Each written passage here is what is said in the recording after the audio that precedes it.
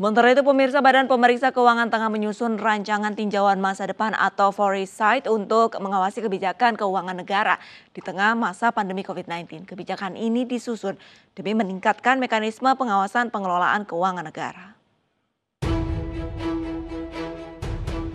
Badan Pemeriksa Keuangan atau BPK tengah menyusun rancangan tinjauan masa depan atau foresight untuk mengawasi kebijakan keuangan negara baik di pusat maupun di daerah di tengah masa pandemi COVID-19. Ketua BPK Agung Firman Sampurna mengatakan, foresight ini disusun demi meningkatkan mekanisme pengawasan pengelolaan keuangan negara termasuk untuk memberikan mitigasi risiko dalam pengelolaan tersebut.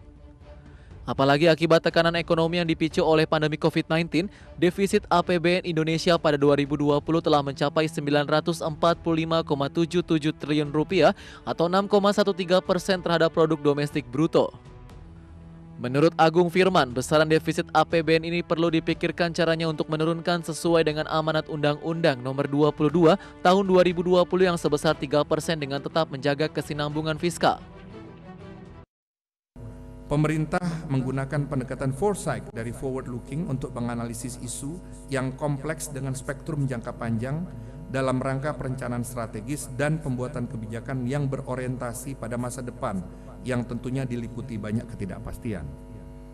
Foresight memfasilitasi pembuatan kebijakan dalam situasi ketidakpastian yang tinggi melalui pertama identifikasi tren, peluang dan tantangan di berbagai bidang, kedua adalah eksplorasi berbagai perkembangan untuk menyusun strategi masa depan, serta ketiga adalah identifikasi dampak jangka panjang dari kebijakan yang diambil.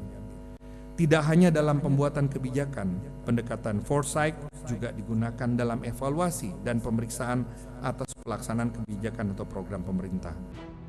Agung memastikan dengan foresight ini BPK bisa memfasilitasi pembuatan kebijakan dalam situasi ketidakpastian yang tinggi melalui identifikasi tren hingga identifikasi dampak jangka panjang kebijakan yang diambil.